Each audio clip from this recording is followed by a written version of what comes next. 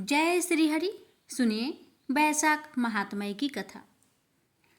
यह कथा है राजा महिरथ की कथा और यम ब्राह्मण संवाद का उपसंहार की कथा।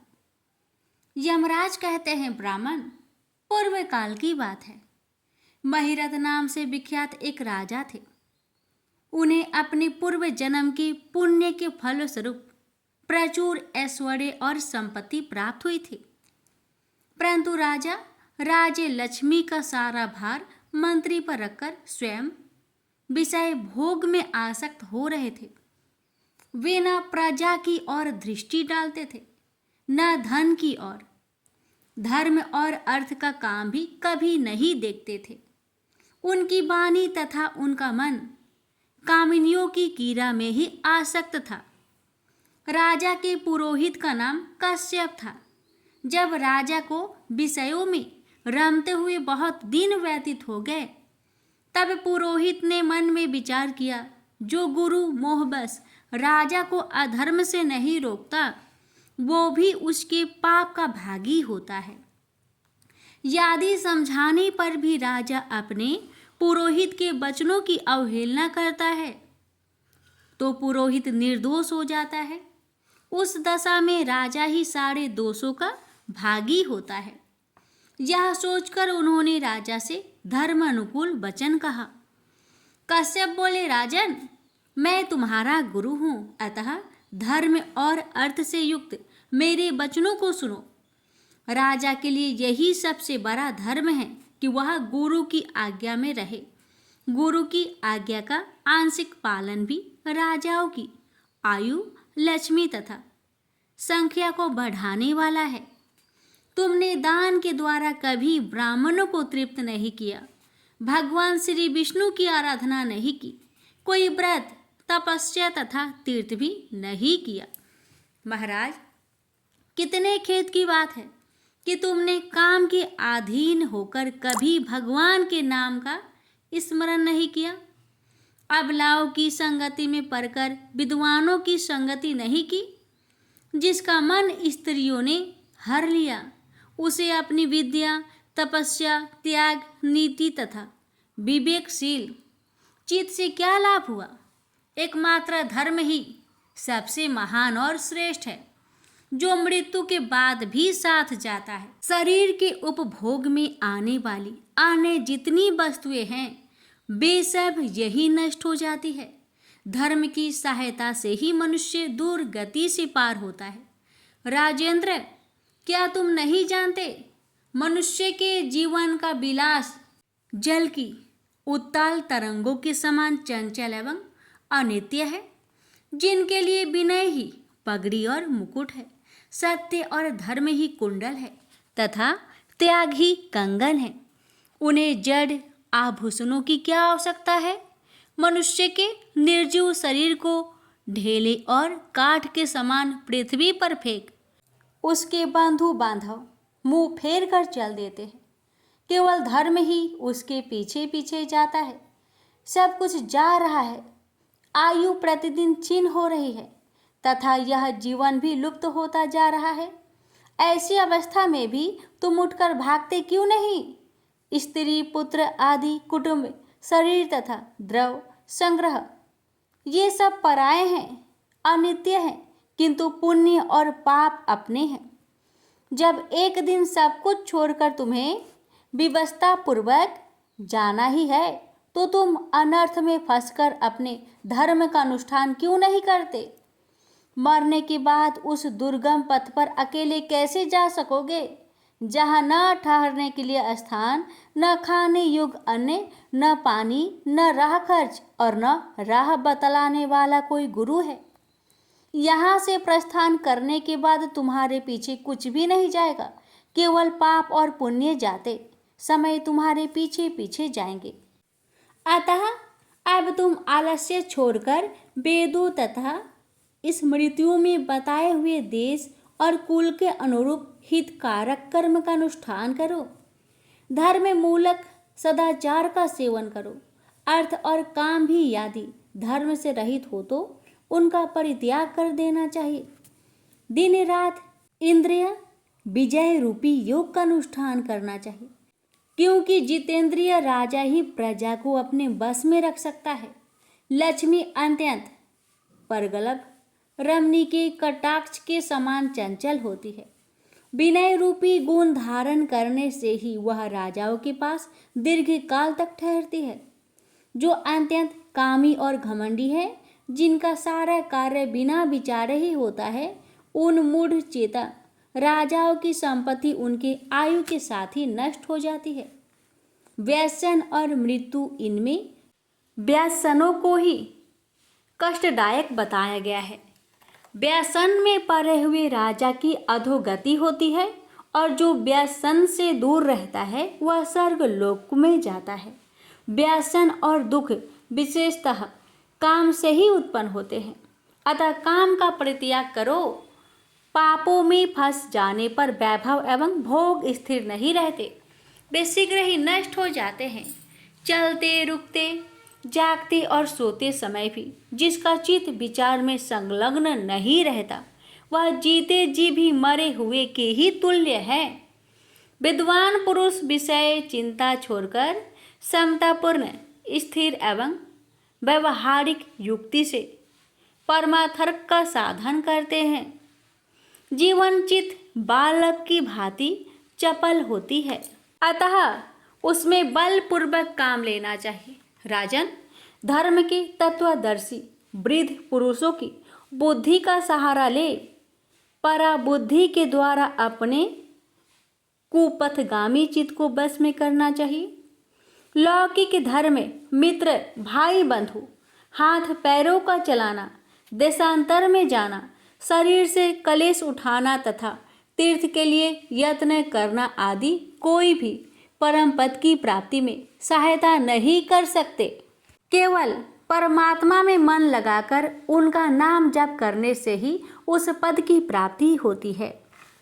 इसलिए राजन, विद्वान पुरुषों को उचित है कि वह विषयों में प्रवृत्त हुए चित्त को रोकने के लिए यत्न करे। यत्न से वह अवश्य ही बस में हो जाता है। यदि मनुष्य मोह में पड़ जाए, स्वयं विचार करने में असमर्थ हो जाए, तो उसे विद्वान सुहृदों के पास जाकर प्रश्न करना चाहिए। वे पूछने पर यथोचित कर्तव्य का उपदेश देते हैं। कल्याण की इच्छा रखने वाले को हर एक उपाय से काम और क्रोध का निग्रह करना चाहिए, क्योंकि वे दोनों कल्याण का विघात करने के लिए उद्धत रहते हैं। राजन, काम बड़ा बलवान है, वह शरीर के भीतर रहने वाला महान शत्रु है। श्रेय की अभिलाषा रखने वाले पुरुष को उसके अधीन नहीं होना चाहिए। अतः विधि पूर्वक पालन किया हुआ धर्म ही सबसे श्रेष्ठ है। इसलिए तुम धैर्य धारण करके धर्म का ही आचरण करो। यह श्वास बड़ा चंचल है, जीवन उसके अधीन है। ऐसी स्थिति में भी कौन मनुष्य धर्म के आचरण में विलंब करेगा? राजन, जो वृद्ध अवस्था को प्राप्त हो चुका है, उसका चित्त भी इन निषिद्ध विषयों की ओर से नहीं हटता। हाय, ये कितने शोक की बात है। पृथ्वीनाथ, इस काम के मोह में पड़कर तुम्हारी सारी उम्र व्यर्थ बीत गई। आप भी तो अपने हित साधन में लगो। राजन, तुम्हारे लिए सर्वोत्तम हित की बात कहता हूँ, क्योंकि मैं तुम्हारा पुरोहित और तुम्हारे भले बुरे कर्मों का भागी हूँ। मुनीश्वरों ने ब्रह्म हत्या, सुरापान, चोरी, गुरु पत्नी गमन आदि महापातक बताए हैं। उनमें से मनुष्य द्वारा मन, वाणी और शरीर से भी किए हुए जो पाप है, उन्हें वैशाख मास नष्ट कर देता है। जैसे सूर्य अंधकार का नाश करता है, उसी प्रकार वैशाख मास पाप रूपी महान अंधकार को सर्वथा नष्ट कर डालता है। इसलिए तुम विधि पूर्वक वैशाख व्रत का पालन करो। राजन, मनुष्य वैशाख मास की विधि के अनुष्ठान द्वारा होने वाले पुण्य के प्रभाव से जन्म भरण के किए हुए घोर पापों का परित्याग करके परम धाम को प्राप्त होता है। इसलिए महाराज, तुम भी इस वैशाख मास में प्रातः स्नान करके विधि पूर्वक भगवान मधुसूदन की पूजा करो, जिस प्रकार कूटने छाँटने की क्रिया से चावल की भूसी छूट जाती है, मांजने से तांबे की कालिख मिट जाती है, उसी प्रकार शुभ कर्म का अनुष्ठान करने से पुरुष के अंतःकरण का मल धुल जाता है।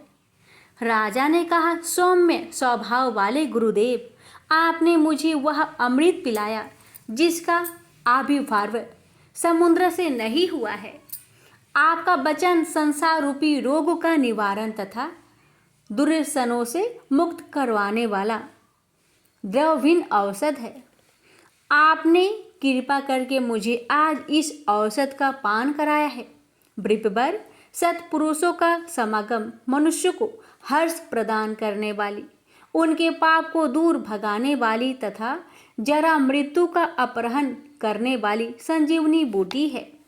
इस पृथ्वी पर जो जो मनोरथ दुर्लभ माने गए हैं, वे सब यहाँ साधु पुरुषों के संग से प्राप्त हो जाते हैं। जो पापों का अपहरण करने वाली सत्संग की गंगा में स्नान कर चुका है, उसे दान, तीर्थ सेवन, तपस्या तथा यज्ञ करने की क्या आवश्यकता है।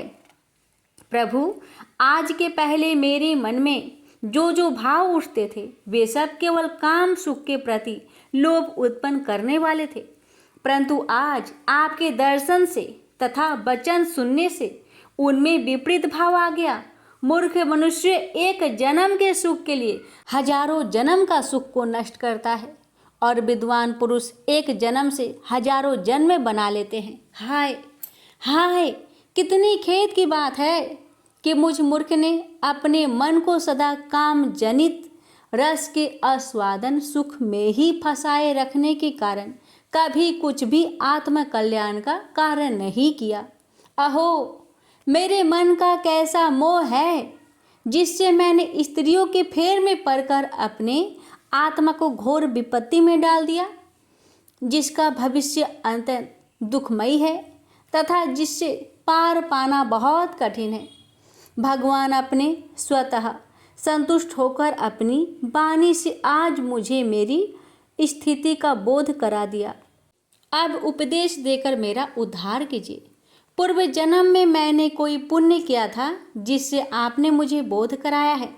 विशेषतः आपके चरणों की धूलि से आज मैं पवित्र हो गया। वक्ताओं में श्रेष्ठ, अब आप मुझे वैशाख मास की विधि बताइए। कश्यप जी बोले, राजन, बुद्धिमान पुरुषों को चाहिए कि वह बिना पूछे अथवा अन्यायपूर्वक पूछने पर किसी को उपदेश ना दे। लोक में जानते हुए भी जरूरत अनजान की भांति आचरण करे, परंतु विद्वानों, शिष्यों, पुत्रों तथा श्रद्धालु पुरुषों को उनके हित की बात कृपा पूर्वक बिना पूछे भी बतानी चाहिए। राजन, इस समय तुम्हारा मन धर्म में स्थित हुआ है, अतः तुम्हें वैशाख स्नान के उत्तम व्रत का पालन कराऊंगा। तदंतर पुरोहित कश्यप ने राजा महिरथ से वैशाख मास में स्नान, दान और पूजन कराया। शास्त्रों में वैशाख स्नान की जैसी विधि उन्होंने देखी थी, उसका पूरा पूरा पालन कराया। राजा महिरथ ने भी गुरु की प्रेरणा से उस समय विधि पूर्वक सब नियमों का पालन किया तथा माधव मास का जो जो विधान उन्होंने बताया वह सब आदरपूर्वक सुना। उन नृप श्रेष्ठ ने प्रातःकाल स्नान करके भक्ति भाव के साथ पाद्य और अर्घ्य आदि देकर श्रीहरि का पूजन किया तथा नैवेद्य भोग लगाया। यमराज कहते हैं, ब्राह्मण, तत्पश्चात राजा के ऊपर काल की दृष्टि पड़ी। अधिक मात्रा में रति का सेवन करने से उन्हें क्षय का रोग हो गया था, जिनसे उनका शरीर अत्यंत दुर्बल हो गया। अंतो गत्वा उनकी मृत्यु हो गई। उस समय मेरे साथ भगवान विष्णु के दूत भी उन्हें लेने पहुँचे। विष्णु दूतों ने, ये राजा धर्मात्मा है, यूं कहकर मेरे सेवक को डांटा और स्वयं राजा को विमान पर बैठाकर वे बैकुंठ लोक में ले गए। वैशाख मास में प्रातःकाल स्नान करने से राजा का पातक नष्ट हो चुका था। भगवान विष्णु के दूत अत्यंत चतुर होते हैं। वे भगवान की आज्ञा के अनुसार राजा महिरथ को नरक मार्ग के निकट से ले चले। जाते जाते राजा ने नरक में पकाए जाने के कारण घोर चित्कार करने वाले नरकियों जीवों का अर्थनाद सुना। कहार में डालकर और टाए जाने वाले पापियों का क्रोधन बड़ा भयंकर था। सुनकर राजा को बड़ा विस्मय हुआ। वे अत्यंत दुखी होकर दूतों से बोले, जीवों के कहराने की यह भयंकर आवाज़ क्यों सुनाई दे रही है? इसमें क्या कारण है? आप लोग सब बातें बताने की कृपा करें। विष्णुदूत बोले, जिन प्राणियों ने धर्म की मर्यादा का परित्याग किया है, जो पापाचारी एवं पुण्यहीन हैं, वे तामिस्त्र आदि भयंकर नरक में डाले गए हैं। पापी मनुष्य प्राण त्यागने के पश्चात यमलोक के मार्ग में आकर भयानक दुख भोगते हैं। यमराज के भयंकर दूत उन्हें इधर उधर घसीटते हैं और वे अंधकार में गिर पड़ते हैं। उन्हें आग में जलाया जाता है। उनके शरीर में कांटे चुभाए जाते हैं। उनको आरी से चीरा जाता है। वे भूख प्यास से पीड़ित रहते हैं। पीप और रक्त की दुर्गंध के कारण उन्हें बार बार मूर्छा आ जाती है। कहीं वे खौलते हुए तेल में औटाए जाते हैं, कहीं उन पर मुसलों की मार पड़ती है और कहीं तपाए हुए लोहे की शिलाओं पर डालकर उन्हें पकाया जाता है। कहीं बमन, कहीं पीप, कहीं रक्त उन्हें खाने को मिलता है।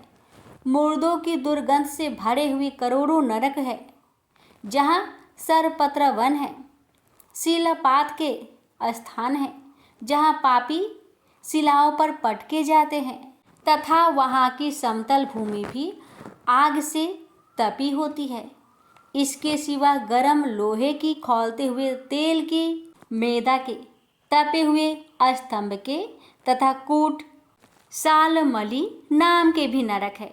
छूड़े, कांटे, कील और उग्रे ज्वाला के कारण क्षोभ एवं भय उत्पन्न करने वाले बहुत से नरक है। कहीं तपी हुई बैतरनी नदी है, कहीं पीप से भरे हुए अनेकों कुंड है। इन सब में पृथक पृथक पापियों को डाला जाता है। कुछ नरक ऐसे हैं जो जंगल के रूप में हैं। वहाँ के पत्ते तलवार की धार के समान तीखे हैं, इसी से उन्हें असी पत्रवन कहते हैं। वहाँ प्रवेश करते ही नर नारियों के शरीर कटने और छीलने लगते हैं। कितने ही नरक घोर अंधकार तथा आग की लपटों के कारण अत्यंत दारुण प्रतीत होते हैं। इनमें बार बार यातना भोगने के कारण पापी जीव नाना प्रकार के स्वरों में रोते और विलाप करते हैं। राजन, इस प्रकार से शास्त्र विरुद्ध कर्म करने वाले पापी जीव कराते हुए नरक यातना का कष्ट भोग रहे हैं। उन्हीं का यह क्रूदन हो रहा है। सभी प्राणियों को अपने पूर्वकृत कर्मों का भोग भोगना पड़ता है। पराई स्त्रियों का संग प्रसन्नता के लिए किया जाता है, किंतु वास्तव में वह दुख ही देने वाला होता है। 2 घड़ी तक किया हुआ विषय सुख का अवसादन अनेक कल्पों तक दुख देने वाला होता है। राजेंद्र, तुमने वैशाख मास में प्रातः स्नान किया है। उसकी विधि का पालन करने से तुम्हारा शरीर पावन बन गया है। उससे छूकर बहने वाली वायु का स्पर्श पाकर ये क्षण भर के लिए सुखी हो गए हैं। तुम्हारे तेज से इन्हें बड़ी तृप्ति मिल रही है। इसी से अब ये नरकवर्ती जीव कहराना छोड़कर चुप हो गए हैं। पुण्यवानों का नाम भी यदि सुना या उच्चारण किया जाए तो वह सुख का साधक होता है, तथा उसे छूकर चलने वाली वायु भी शरीर में लगने पर बड़ा सुख देती है। यमराज कहते हैं, करुणा के सागर राजा महिरथ अद्भुत कर्म करने वाले भगवान श्री विष्णु के दूतों की उपयुक्त बात सुनकर द्रवित हो उठे। निश्चय ही साधु पुरुषों का हृदय मक्खन के समान होता है। जैसे नवनीत आग की आंच पाकर पिघल जाता है, उसी प्रकार साधु पुरुषों का हृदय भी दूसरों के संताप से संतप्त होकर द्रवित हो उठता है। उस समय राजा ने दूतों से कहा। राजा बोले, इन्हें देखकर मुझे बड़ी व्यथा हो रही है। मैं इन व्यथित प्राणियों को छोड़कर जाना नहीं चाहता। मेरी समझ में सबसे बड़ा पापी वही है जो समर्थ होते हुए भी वेदनाग्रस्त जीवों का शोक दूर ना कर सके। यदि मेरे शरीर को छूकर बहने वाली वायु के स्पर्श से ये जीव सुखी हुए हैं तो आप लोग मुझे उसी स्थान पर ले चलिए, क्योंकि जो चंदन वृक्ष की भांति दूसरों के ताप दूर करके उन्हें आह्लादित करते हैं तथा जो परोपकार के लिए स्वयं कष्ट उठाते हैं वे ही पुण्य आत्मा है। संसार में वे ही संत है जो दूसरों के दुखों का नाश करते हैं तथा पीड़ित जीवों की पीड़ा दूर करने के लिए जिन्होंने अपने प्राणों को तिनके के समान निछावर कर दिया। जो मनुष्य सदा दूसरों की भलाई के लिए उद्धत रहते हैं उन्होंने ही इस पृथ्वी को धारण कर रखा है। जहाँ सदा अपने मन को ही सुख मिलता है वह स्वर्ग भी नरक के ही समान है। अतः साधु पुरुष सदा दूसरों के सुख से ही सुखी होते हैं। यह नरक में गिरना अच्छा, प्राणों से वियोग हो जाना भी अच्छा, किंतु पीड़ित जीवों की पीड़ा दूर किए बिना एक क्षण भी सुख भोगना अच्छा नहीं है। दूत बोले, राजन, पापी पुरुष अपने कर्मों का ही फल भोगते हुए भयंकर नरक में पकाए जाते हैं। जिन्होंने दान, होम अथवा पुण्य तीर्थ में स्नान नहीं किया है, मनुष्यों का उपकार तथा कोई उत्तम पुण्य नहीं किया है, यह तपस्या और प्रसन्नता पूर्वक भगवान नामों का जप नहीं किया है, वे ही परलोक में आने पर घोर नरक में पकाए जाते हैं। जिनका शील स्वभाव दूषित है, जो दुराचारी, व्यवहार में निंदित, दूसरों की बुराई करने वाले एवं पापी है, वे ही नरकों में पड़ते हैं। जो पापी अपने मर्म भेदी वचनों से दूसरों का हृदय विदीर्ण कर डालते हैं तथा जो पराई स्त्रियों के साथ विहार करते हैं वे नरकों में पकाए जाते हैं। महाभाग, भोपाल आओ, अब भगवान के धाम को चले। तुम पुण्यवान हो, अतः अब तुम्हारा यहाँ ठहरना उचित नहीं है। राजा ने कहा, विष्णु दूतगण, यदि मैं पुण्य आत्मा हूँ तो इस महाभयंकर यातना मार्ग में कैसे लाया गया? मैंने कौन सा पाप किया है तथा किस पुण्य के प्रभाव से मैं विष्णु धाम को जाऊंगा? आप लोग मेरे इस संचय का निवारण करें। दूत बोले, राजन, तुम्हारा मन काम के अधीन हो रहा था, इसलिए तुमने कोई पुण्य यज्ञ अनुष्ठान अथवा यज्ञ वशिष्ठ अन्न का भोजन नहीं किया है, इसलिए तुम्हें इस मार्ग से लाया गया है। किंतु लगातार 3 वर्षों तक तुमने अपने गुरु की प्रेरणा से वैशाख मास में विधि पूर्वक प्रातः स्नान किया है तथा महापापों और अति पापों की राशि का विनाश करने वाली भक्तवत्सल विश्वेश्वर भगवान मधुसूदन की भक्ति पूर्वक पूजा की है। यह सब पुण्यों का सार है। केवल इस एक ही पुण्य से तुम देवताओं द्वारा पूजित होकर श्री विष्णु धाम को ले जाए जा रहे हो। नरेश्वर, जैसे एक ही चिंगारी पर जाने से तिनकों की राशि भस्म हो जाती है, उसी प्रकार वैशाख मास में प्रातः स्नान करने से पाप राशि का विनाश हो जाता है। जो वैशाख में शास्त्रोक्त नियमों से युक्त होकर स्नान करता है वह हरिभक्त पुरुष अति पापों के समूह से छुटकारा पाकर विष्णु पद को प्राप्त होता है।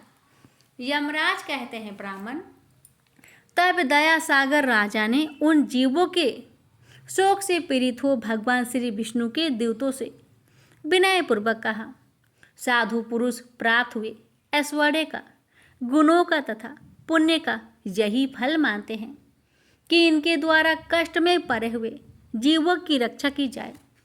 यदि मेरा कुछ पुण्य है तो उसी के प्रभाव से ये नरक में पड़े हुए जीव निष्पाप होकर स्वर्ग को चले जाए और मैं इनकी जगह नरक में निवास करूंगा।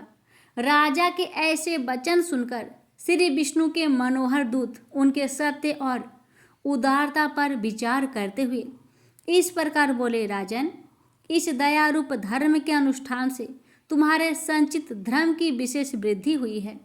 तुमने वैशाख मास में जो स्नान, दान, जप, होम तथा देव पूजन आदि कर्म किए हैं वे अक्षय फल देने वाले हो गए हैं। जो वैशाख मास में स्नान दान करके भगवान का पूजन करता है वह सब कामनाओं को प्राप्त होकर श्री विष्णु धाम को जाता है। एक और तप, दान और यज्ञ आदि की शुभ क्रियाएं और एक और विधि पूर्वक आचरण में लाया हुआ बैसाख मास का व्रत हो तो यह बैसाख मास ही महान है। राजन, बैसाख मास के एक दिन का भी जो पुण्य है वह तुम्हारे लिए सब दानों से बढ़कर है। दया के समान धर्म है, दया के समान तप, दया के समान दान और दया के समान कोई मित्र नहीं है। पुण्य का दान करने वाला मनुष्य सदा लाख गुना पुण्य प्राप्त करता है। विशेषतः तुम्हारी दया के कारण धर्म की अधिक वृद्धि हुई है। जो मनुष्य दुखित प्राणियों का दुख से उद्धार करता है वही संसार में पुण्य आत्मा है। उसे भगवान नारायण के अंश से उत्पन्न समझना चाहिए। वीर बैसाख मास की पूर्णिमा को तीर्थ में जाकर जो तुमने सब पापों का नाश करने वाला स्नान, दान आदि पुण्य किया है उसे विधिवत भगवान श्री हरि को साक्षी बनाकर 3 बार प्रतिज्ञा करके इन पापियों के लिए दान कर दो, जिससे ये नरक से निकलकर स्वर्ग को चले जाएंगे। हमारा तो ऐसा विश्वास है कि पीड़ित जंतुओं को शांति प्रदान करने से जो आनंद मिलता है उसे मनुष्य स्वर्ग और मोक्ष में भी नहीं पा सकता। सौम्य, तुम्हारी बुद्धि, दया एवं दान में दृढ़ है। इसे देखकर हम लोगों को भी उत्साह होता है। राजन, यदि तुम्हें अच्छा जान पड़े तो अब बिना विलंब किए इन्हें वह पुण्य प्रदान करो जो नरक यातना के दुख को दग्ध करने वाला है। विष्णु दूतों के यूं कहने पर दयालु राजा महिरथ ने भगवान गदाधर को साक्षी बनाकर 3 बार प्रतिज्ञा पूर्वक संकल्प करके उन पापियों के लिए अपना पुण्य अर्पण किया। बैसाख मास के एक तिनके ही पुण्य का दान करने पर भी वे सभी जीव यम यातना के दुख से मुक्त हो गए। फिर अत्यंत हर्ष से भरकर वे श्रेष्ठ विमान पर आरूढ़ हुए और राजा की प्रशंसा करते हुए उन्हें प्रणाम करके स्वर्ग को चले गए। इस दान से राजा को विशेष पुण्य की प्राप्ति हुई। मुनियों और देवताओं का समुदाय उनकी स्तुति करने लगा तथा वे जगदीश्वर श्री विष्णु के पार्षदों द्वारा अभिवंदित होकर उस परम पद को प्राप्त हुए जो बड़े बड़े योगियों के लिए भी दुर्लभ है। द्विज श्रेष्ठ, यह बैसाख मास और पूर्णिमा का कुछ महात्म्य यहाँ थोड़े में बतलाया गया है। यह धन, यश, आयु तथा परम कल्याण प्रदान करने वाला है।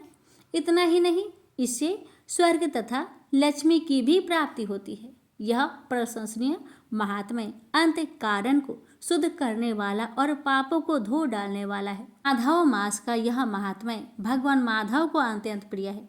राजा महिरथ का चरित्र हम दोनों का मनोरम संवाद सुनने, पढ़ने तथा विधि पूर्वक अनुमोदन करने से मनुष्य को भगवान की भक्ति प्राप्त होती है, जिससे समस्त कलेशों का नाश हो जाता है। सूत जी कहते हैं, धर्मराज की यह बात सुनकर वह ब्राह्मण उन्हें प्रणाम करके चला गया। उसने भूतल पर प्रतिवर्ष स्वयं तो बैसाख स्नान की विधि का पालन किया ही, दूसरों से भी कराया। यह ब्राह्मण और यम का संवाद है। आप लोगों से बैसाख मास के पुण्यमयी स्नान के प्रसंग में सुनाया है। जो एकजित होकर बैसाख मास के महात्म्य श्रवण करता है वह सब पापों से मुक्त होकर श्री विष्णु की परम पद को प्राप्त होता है। प्रेम से बोलिए जय श्री हरि। हे भगवान, आपके इस पावन महात्म्य कथा को कहने वाले और श्रद्धा पूर्वक सुनने वाले सभी भक्तों पर अपनी कृपा सदा सर्वदा बनाए रखना। प्रेम से बोलिए लक्ष्मीपति विष्णु भगवान की जय।